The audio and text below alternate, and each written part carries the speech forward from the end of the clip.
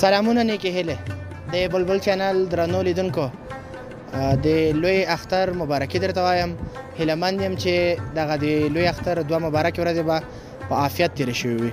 رب جل جلاله دې وکړي چې زموږ ستاسو ټولو عبادتونه او قربانیګانې د الله جل جلاله په دربار کې قبول شوي واوسي.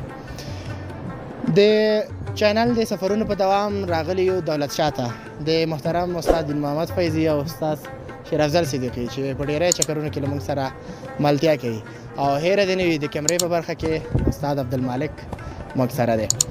دغه سیمه چې موږ دلته قرار لرو د دولت شاه ولسوالۍ ده او زموږ تر شا یو پل دی چې دا د ولسوالۍ له مشهورو ځایونو څخه دی. د دې پل څخه اخوا کلي هغه نو د خاص دولت شاه په نامه دي. نن د اختر درېیمه ورځ ده او دلته ګڼ شمېر سیلانیان راغلي. تاسو به زموږ په کلیپونو کې وګورئ چې دغه ولسوالۍ له مرکز څخه خورا لرې هم پرته ده، تقریبا 1.5 ساعت مزل دی، بلکې د دې باوجود دلته ډېری سیلانیان راغلي او د افغانستان له مختلفو ولایتونو څخه د دې ښکلاو ننداره کوي. نو موږ هم غوره وګڼله چې تر څو دغه ښکلاوې زموږ د چینل له طریقه تر تاسو در ورسوو، تر څو تاسو هم ترې محروم نه شئ. له موږ سره پاتې شئ، ځو مستقیما د دې پله څخه لیدنه کوو.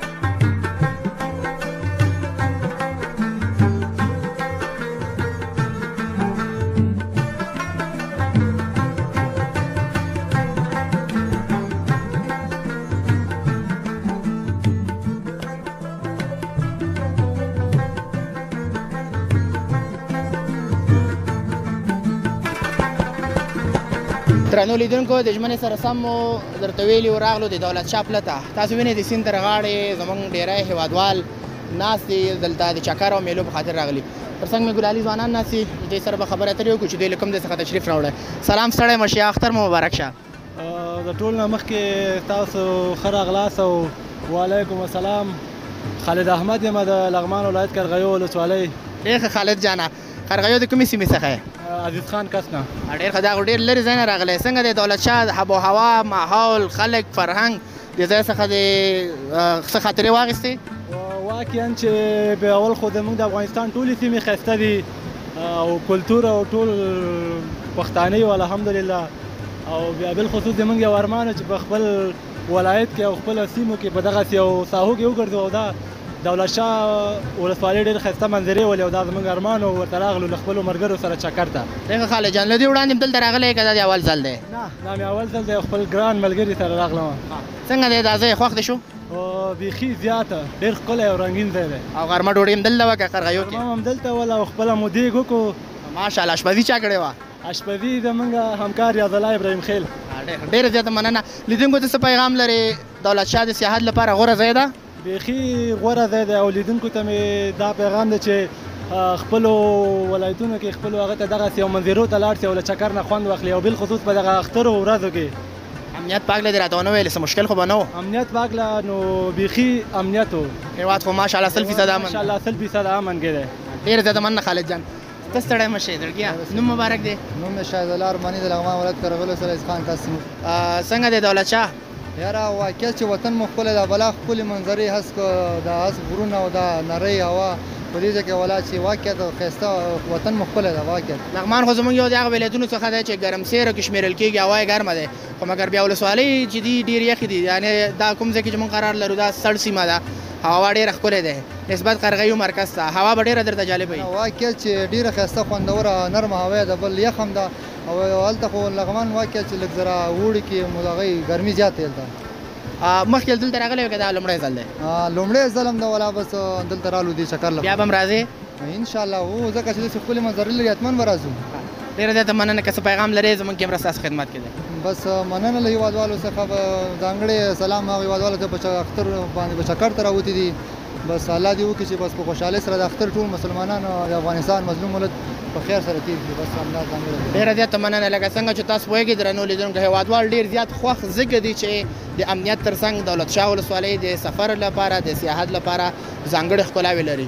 د ښکلا راسې په دې ښکلي طبیعي سیند، دنګو غرونو او په دې طبیعي هوا کې ده. له موږ سره پاتې شئ او له نورو برخو سره هم لیدنه او خوند واخلئ. ډېر زیاته مننه.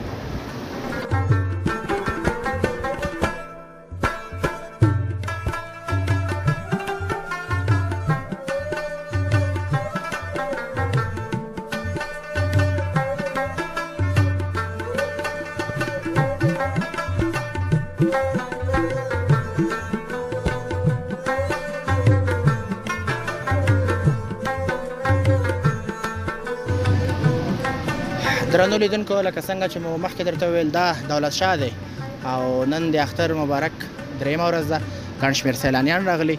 ماشاءالله تاسو وینئ چې د دولت شاه پله لاندې دلته د ځوانانو یو ښکلی مجلس جوړ کړی او دیګ هم په خیر سره باندې ده او ښکلې قالینچه مواره دی او د افغانستان خپل کلتور او فرهنګ دلته تطبیق شوی دی. سلامونه ځوان، اختر مو مبارک شه. سلام علیکم، عید با شما و به همه دوستان مبارک. امید است خوب باشین و خوش آمدین به ایمان. تشکر، زنده باشید. خودت خوش آمدید. نام مبارکتان چیست؟ پیغام یعقوبی. پیغام یعقوبی جان. کابل هستیم اما اصلا از لغمان هستیم. خیلی خوب. پشتو گپ زدن نمیتونی؟ پشتو یاد داریم مگه قضیات نه، چون عمر در کابل گذشته و سپری شده و یک مقدار در پاکستان هم بودیم. خب مشکل نیست، هر دو زبان ملی ما افتخار میکنیم. خب چطور است سیاحت شما با ولایت لغمان ولسوالی دولت شاه؟ والا از ما شخصا بار اول ما که در منطقه آمدیم. خب سابقا مردم میفهمن که کس نمیتونست بیاین، مگر فعلا چون امنیت از شکر کلی میتونه بسیار با سادگی بیان اینجا و فضایش هم میبینن که بسیار زیباست. خوشت آمد اینجا؟ خیلی زیاد، واقعا صلح و آرامش ما حس میکنیم فعلا. بغیر از صلح و آرامش یک چیزی که برات خاص باشه در دولت شاه در کابل و مناطق دیگر نبود چی است؟ طبیعت، آب و هوا، دریا، صمیمیت مردم اینجا. مردم خیلی صمیمی هستن با همدیگه. خودت پیش گفتی که بار اولت است؟ بار اول است. ان شاء الله دیگه پلان هم خدا داری در سفرهای تریپ های بعدی هم به دولت شاه ان شاء الله میایی؟ دوان چون دفعه اول بود و خوش اومد که هر دفعه که لغمان بیاییم ان شاء الله خوش میکنیم بیاییم. راه خو سخت نبود؟ نه راحت بودیم در راه. چون سرکا فعلا خیلی خوب شده، جور شده نسبت به سابقا خیلی خوب شده فعلا. چی مشکل بود در راه به اینجا و چی تقاضا دارین از ریاست اطلاعات و فرهنگ که برای سیاحت ها توریست های جای مناسب کرده باشه؟ چی که تقاضا داری شما؟ چیزی که فعلا کم است کمبود رستوران هاست. گرچه مردم خودشان آشپزی میکنن، خود رستوران واقعا کم است دیسا و به سختی مردم میتونن پیدا کنن، چون هر کسی قسم نیست که اینجا مواد بیارن و آشپزی کنن. خیلی کسا میان خبر نیستن، فکر میکنن شاید رستوران اینجا باشه مگم در حالی که نیست. تو یک چیز فعلا اگر خیلی ناوقت شده شما نخوردید تالی ساعت 4 بجه است. ما کمک پلنینگ ما امروز خراب بود، ناوقت رسیدیم. خب میشه ان شاء الله دیگه بخار چی است؟ بریانی است دیگه. آشپز کیست بخیر؟ آشپز ما مدیر جان ماست. خیلی خوب، تشکر از معلومات شما. خوش شدیم که با شما گپ زدیم. همچنان خوش شدیم. خوش آمدید. عید خوش داشته باشید. سلامت باشید.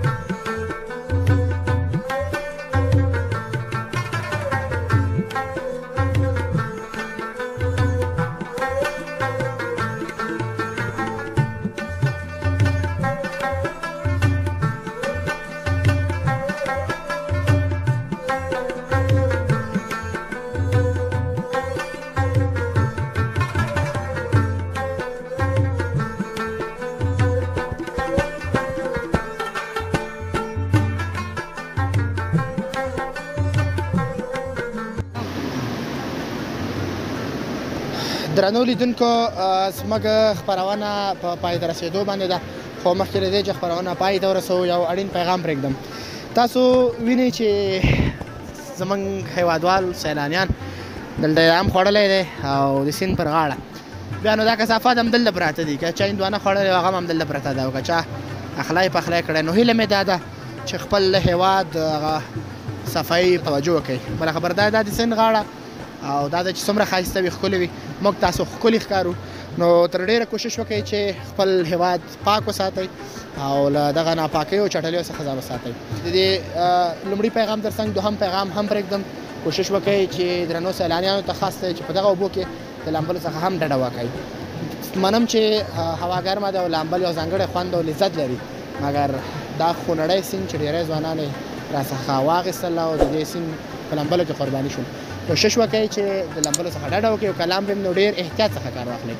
دا اوس زموږ د نن ورځې خپرونه چې ستاسو حضور ته تقدیم شوه. د بلبل یوټیوب چینل سبسکرایب مو هېر نه شي. په پاک له ځان ډډ مسئول.